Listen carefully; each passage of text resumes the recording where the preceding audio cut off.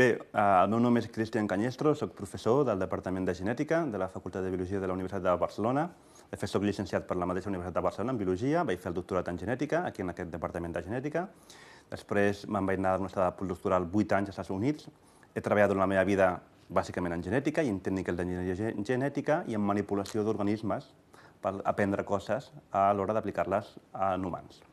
Llavors, avui dia soc professor de diferents graus d'aquí de la Facultat de Biologia i dintre les meves especialitats que ensenyo es troben moltes relacionades amb manipulacions genètiques. Llavors, suposo que en aquest context puc tindre una opinió científica sobre, en aquest cas, la pel·lícula de la Isla. Llavors, la meva opinió, què em penso d'aquesta pel·lícula? Bé, personalment, no científicament, és una pel·lícula de ciència-ficció i aventures, molt divertida. A nivell científic, què em penso? És una pel·lícula de ciència-ficció, sobretot de molta ficció. Llavors, malgrat ciència-ficció i el que passa allà, evidentment, no és extrapolable de cap manera a la realitat, sí que podem plantejar-nos situacions que sorgeixen a la pel·lícula en les quals sí que s'aproximen a aplicacions en les quals la comunitat científica intenta apropar-se, com per exemple, podem fer servir cèl·lules d'un individu amb la finalitat terapèutica d'ajudar en aquell individu que té una malaltia. I llavors, avui dia, una possible seria fer trasplants d'òrgans o trasplants de cèl·lules d'altres persones. Això té l'inconvenient del rebuig, amb la qual si el trasplant és de les cèl·lules pròpies d'una persona, evitem la part del rebuig. I llavors la pregunta és com podem treure aquestes cèl·lules d'un individu per fer teràpia? Doncs aquí, llavors és on hi ha part del sentit de la pel·lícula, sí que podíem incloure tècniques de manipulació genètica que anirien encarades cap a la clonació, i ara explicarem quin tipus de clonació, evidentment no de persones, però sí són tècniques de clonació que ens ajudarien a poder manipular genèticament aquelles cèl·lules perquè d'alguna forma, després de ser manipulades, tornar-les a transplantar al pacient i així guarir la malaltia. Llavors, abans de començar a parlar de què és la clonació humana, o si això és possible, jo crec que hauríem de partir de la pregunta de què és clonar o què és fer un clon. Clon ve, de fet, del grec, que venia un clon és una branqueta, i antigament els pagesos ja agafaven branquetes d'una planta, la posaven en una altra, amb el sentit de crear una planta idèntica en la qual d'aquella venia, amb la qual clonar se convertia en allò que diem de fer una còpia idèntica amb una altra. Podem clonar material genètic, podem clonar cèl·lules, podem clonar organismes sencers, podem clonar un CD o un ordinador. És a dir, clonar vol dir simplement replicar una forma exacta en l'altra. Llavors, de forma comú, en els laboratoris clonem, però, per exemple, clonem material genètic. Què vol dir? Agafem un tros de material genètic al qual fem moltes còpies d'identificació, i d'això vulgarment en el laboratori en diem clonar. És a dir, que a nivell popular es pot sentir que els laboratoris clonen contínuament. Podem clonar cèl·lules, podem tenir una cèl·lula i llavors crear-ne moltes idèntiques i tenir moltes cèl·lules, reproduir-les, que són clons. Podem clonar organismes? La resposta és que sí, perquè, per exemple, els grecs ja ho feien amb les plantes, i segurament quan algú parla de clons a nivell mediàtic, a tothom li ve el nom de l'ovella Dolly. L'ovella Dolly va ser un impacte en el qual, per primer cop, hi havia un mamífer que s'havia creat a partir d'unes cèl·lules somàtiques. Què vol dir això?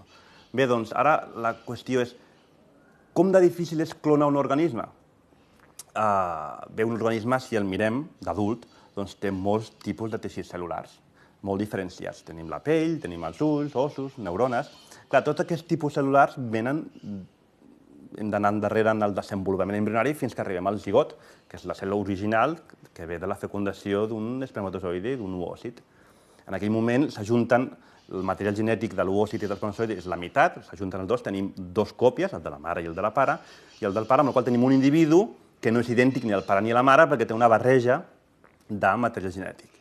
Llavors, aquesta cèl·lula comença a dividir-se, i a poc a poc diferents grups de cèl·lules comencen a diferenciar-se en teixits adults. Ara, aquest procés és un procés no reversible, és a dir, una vegada una cèl·lula s'ha diferenciat amb una cèl·lula de la pell, si aquesta la traiem fora, aquesta cèl·lula seria capaç de donar un organisme sencer? I la resposta és que no. No perquè, malgrat totes les cèl·lules del cos tenen el material genètic per fer totes les coses, cada cèl·lula s'especialitza i solament fa servir un conjunt de gens per fer, en aquest cas, una cèl·lula epitelial, una cèl·lula d'un os, una cèl·lula d'un ull. Ara, Què caldria perquè a partir d'una cèl·lula d'aquestes ja diferenciades puguem fer un organisme sencer? Doncs hauríem de, com si diguéssim, borrar la memòria genètica d'aquella cèl·lula, fer-la desaprendre que és una cèl·lula diferenciada i una miqueta portar-la com a l'estadi inicial de l'embrió del zigot, com dient, encara té la potència de fer totes les coses. Llavors, ara, fixeu-vos que si nosaltres el que volem fer és clonar un organisme, hauríem de ser capaços de manipular el material genètic d'aquelles cèl·lules, esborrar aquesta memòria, de forma que tindria de nou la capacitat de donar un organisme a tots els tipus cel·lulars. I aquí és on està la dificultat tècnica. I això variarà depenent de quines espècies. Llavors, per exemple, de fet, la Dolly no va ser el primer clon animal, malgrat va ser que mediàticament, de fet, als anys 50 ja havien fet clons amb granotes, en els quals agafàvem, en aquest cas, el material genètic, en aquest cas, de cèl·lules embrionàries, que encara tenien molta potència de fer un organisme sencer, s'agafava aquell contingut genètic i es trasplantava amb un oòcit, al qual prèviament se li havia tret el material genètic, s'implantava aquest del blastocist, d'aquestes cèl·lules embrionàries, i aquell nou zigot començava a desenvolupar-se fins a tindre un animal sencer. Un clon perquè tenia el material exactament del qual de la cèl·lula que es va treure el material genètic. En els anys 60 es va fer per primer cop un altre animal clonat i en aquest cas la gran novetat i el gran èxit va ser que el material genètic no venia d'una cèl·lula embrionària, sinó venia d'una cèl·lula ja diferenciada d'un adult, i un altre cop va ser amb granotes, i això estic parlant molt abans de la Dolly. De fet, el Premi Nobel se l'ha donat en aquest any per al conjunt de coneixement que es va generar llavors a com poder desprogramar cèl·lules, el nucli, el contingut genètic de les cèl·lules somàtiques, per poder donar un organisme sencer clonat. Llavors, aquesta tecnologia, la Dolly, es va aplicar per primer cop en mamífers, i és per aquí l'impacte que va tenir. Ja estem parlant dins de que nosaltres som mamífers, amb la qual veiem que aquesta tecnologia cada vegada s'aprova més i és més propera en el cas de l'home, i per això mediàticament va tindre un impacte més gran. Llavors, ara el que ens podem preguntar és, bé, i la tecnologia de clonació, en quin punt està avui dia? Què es pot clonar? Bé, doncs avui dia s'han clonat ja molts organismes, ja no solament ovelles, sinó també ramat, gossos, gats. És a dir, que la tecnologia de com desprogramar el material genètic de cèl·lules somàtiques, agafar oòcits dels quals prèviament se li ha tret el seu material genètic, introduir aquest material genètic d'una persona, d'un organisme adult, i fer que allò esdevingui en un organisme, això ja és bastant comú. De fet, es pot aplicar en la ramaderia o es pot aplicar en molts àmbits on, per exemple, intentar preservar espècies en perill d'extinció, amb la qual la seva reproducció és dificultosa, amb la qual hi ha aplicacions en les quals hi ha gent, hi ha investigadors que estan avançant. En el cas de la ramaderia, per exemple, si hi ha un ramat que té unes característiques que són bones per a la producció de llet o per la qualitat de la carn, en el ramader el que li interessa és mantenir exactament aquelles característiques. Si el que fa és mantenir-la per reproducció, sempre que es crea una variabilitat amb el risc de perdre aquelles característiques, mentre que la clonació el que fa és justament assegurar-te que genèticament tots els organismes són idèntics. Ara, com de viables són aquests organismes? La veritat és que molts d'ells són molt viables i són indistingibles que un animal no clonat. Fins i tot avui dia als Estats Units hi ha empreses que es dediquen a clonar. Tu pots anar online, buscar aquestes empreses i dius tens un cavall de carreres que és molt bo i vols mantenir la seva progènie però que sigui idèntica. Ja tu pots avui dia clonar un cavall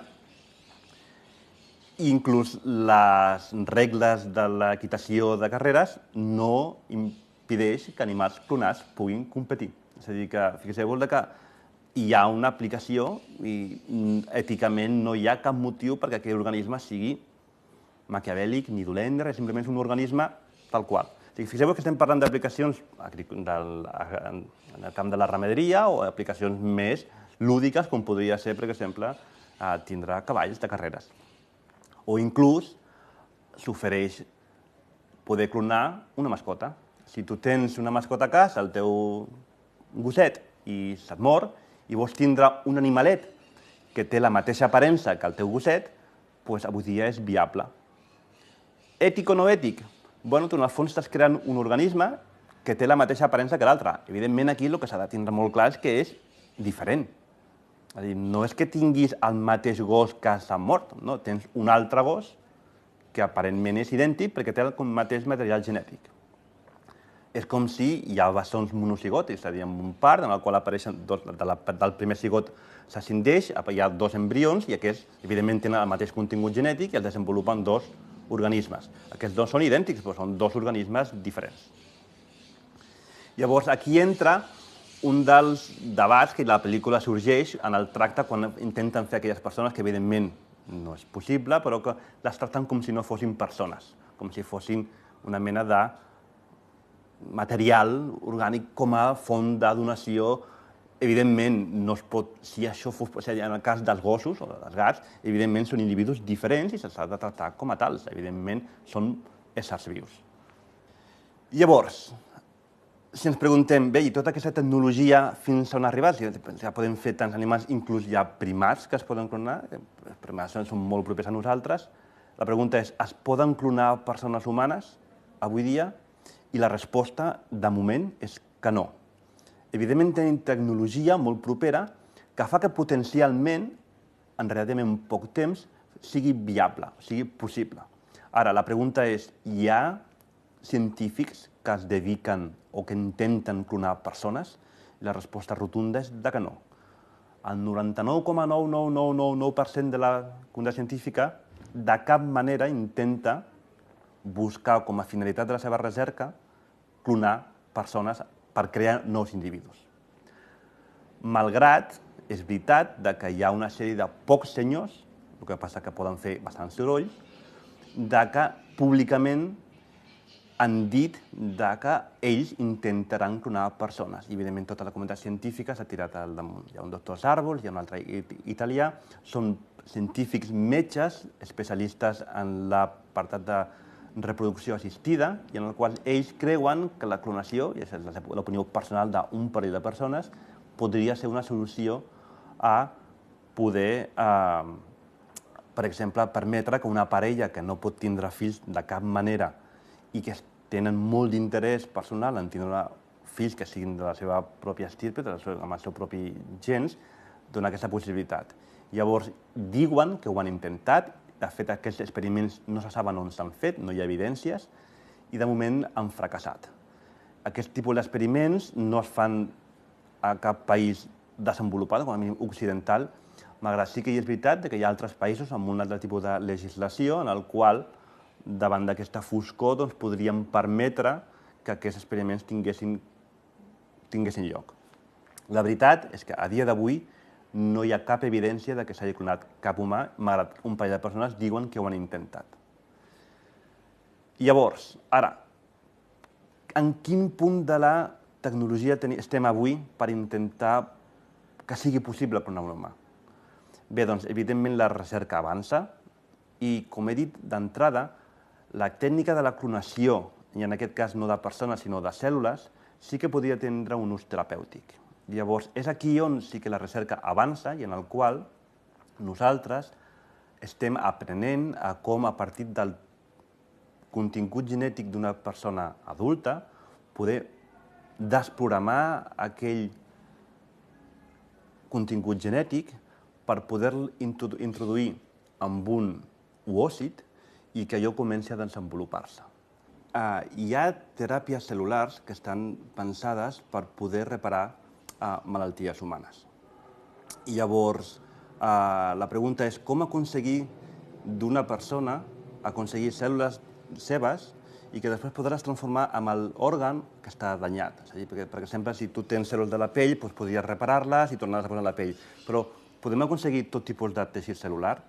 La resposta és que no, perquè d'un tipus cel·lular no podem aconseguir un altre. És a dir, hem de primer desdiferenciar aquella cèl·lula, aconseguir una cèl·lula que es diu que és més potent, més pluripotent. De fet, aquí estem parlant de cèl·lules mare, i segurament aquest és un terme que està molt a les notícies. Una cèl·lula mare és aquella que té la capacitat encara de donar qualsevol tipus de teixit a un adult.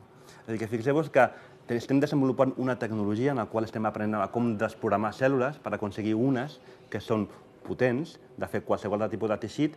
Llavors aquestes les traiem de l'organisme, les diferenciem, les manipulem genèticament, podem corregir mutacions que n'hi ha en aquell pacient i una vegada estan corregides, tornar-les a implantar en el pacient per guarir aquella malaltia. O sigui que fixeu-vos que estem desenvolupant una sèrie de tècniques que consisteixen justament en desprogramar cèl·lules. I llavors, quin tipus de cèl·lules es poden fer que siguin pluripotents? Bé, durant el desenvolupament embrionari hi ha fins a cert punt que hi ha unes cèl·lules que encara són pluripotents. I llavors, clar, els embrions en si són una font de cèl·lules pluripotents per poder fer-les servir per reparar diferents tipus de teixits. Clar, evidentment, seria impensable intentar crear embrions humans simplement com a font de cèl·lules per reparar un adult. És a dir, que la tecnologia el que està intentant anar no és per crear embrions com a font per reparar. Fixeu-vos que aquí hi ha un paral·lelisme amb la idea que hi ha de la pel·lícula, en la qual es fan persones per reparar, sinó el que intenta és agafar cèl·lules adultes, desprogramar-les, i hi ha una cosa que es diuen IPS, són cèl·lules induïdes, que es fan com cèl·lules mare, però a partir de teixit adult. I aquesta és una de les tecnologies que s'està aplicant avui dia i és on la majoria de científics intenten fer aquest tipus de desprogramació nuclear. De fet, l'any passat va sortir a les notícies que per primer cop es podien aconseguir fer embrions humans que no venien per fertilització, sinó que venien de desprogramació de cèl·lules adultes. És a dir, que avui dia podem aconseguir un oòcit humà, treure-li el seu nucli, agafar una cèl·lula adulta, treure-li el seu nucli, desprogramar-la i implantar-la en aquell oòcit. És a dir, que en aquell moment començaríem a tindre unes cèl·lules que es comencen a dividir i, de fet, arribar fins a un estadi en el qual tindríem cèl·lules mare a punt per ser reprogramades o per ser transplantades després d'haver estat reparades. I fixeu-vos que aquí, per primer cop, i això, de fet, va sortir a les notícies perquè una investigadora espanyola que havia estat acomiadada d'un institut de València, havia anat a parar aquí a una universitat d'Oregon, on s'ha fet aquest descobriment, és a dir, que aquí a Espanya la política de recolzament a la ciència no és tan bona, estem deixant fugir persones que realment podien rendir molt aquí, però això és secundari. La realitat és que avui dia sí que tenim la capacitat de crear un oòcit en el qual hem reimplantat un nucli d'una persona adulta, fer que aquell oòcit comenci a desenvolupar-se. I la pregunta és, i podria arribar a desenvolupar-se del tot i donar a un organisme sencer, a una persona? Els mateixos investigadors que han desenvolupat aquesta tècnica ens han dit que no. Aquelles cèl·lules no poden dividir molt i, de fet, ells tampoc ho busquen, però és a dir, la realitat és que han observat que això de moment és impossible i, de fet, han dit que en un temps proper anunciaran el per què això no és viable. Però és a dir, que avui dia sí que el més proper que estem de poder, com si diguéssim, obrir les possibilitats de clonar una persona seria aquest procés, en el qual sí que fins ara això és possible, agafar un nucli d'una cèl·lula somàtica adulta, transplantar-la amb un oòcit en el qual prèviament se li ha tret material genètic i això començar a desenvolupar-se. No serà viable, però sí suficient com per tindre unes cèl·lules que són totipotents o pluripotents, unes cèl·lules mare, que aquestes sí que després podrien cultivar-se en un laboratori, reparar-se i fer un transplant a la persona que necessités tindre aquest tipus de teràpia cel·lular. Aquest seria el punt en el qual estem. Ara, és descabellat que algun dia aquestes impossibilitats tècniques desapareguin? No és descabellat pensar-ho. Ara, és plausible o està dins de la idea d'intentar fer servir aquestes tècniques per crear persones? Això és totalment descartat. La comunitat científica està totalment en contra i no hi ha cap situació, tots els comitès ètics i tot el sentit comú de tots els científics, no veiem cap necessitat d'intentar crear clons per fer persones per cap motiu. Amb la qual cosa, aquí ara on anem a la pel·lícula. La pel·lícula, en aquest sentit, és real, evidentment, és pura ciència-ficció. Llavors, en la pel·lícula, fixeu-vos, hi ha un cas en el qual una persona demana un servei científic per crear una sèrie de teixits, que en aquell cas és una persona sencera. Fixeu-vos que en la pel·lícula es creen persones senceres en molt poc temps, que es crea un adult, i inclús en aquell adult se li transmeten una sèrie de coneixements de forma artificial. Tot això, evidentment, és ciència-ficció. Ara, estem lluny que una persona d'aquí poc pugui donar cèl·lules seves, crear cèl·lules pluripotents que puguin ser cultivades, desdiferenciades, amb una cèl·lula que pugui després donar qualsevol teixit de la pròpia persona i tornar a ser transplantades. D'això no estem tan lluny. De fet, ja hi ha casos que s'han mostrat, inclús aquí a Barcelona tenim grups d'investigació, en el qual s'han tret cèl·lules de pacients amb una malaltia en concret, d'aquestes cèl·lules s'han creat cèl·lules pluripotents, s'ha reparat aquella mutació que creava la malaltia i s'han arribat a tindre cèl·lules diferenciades amb aquell teixit que haurien de ser a punt per ser transplantades a les persones. Aquest pas no s'ha fet encara, però que són cèl·lules que es comporten de forma ja no sense la malaltia. És a dir, que estem tan a prop com que en la següent dècada això sigui viable. Ara, fixeu-vos que en cap moment estem parlant de crear noves persones en fi terapèutiques. Això no té cap mena de sentit ni cap base científica.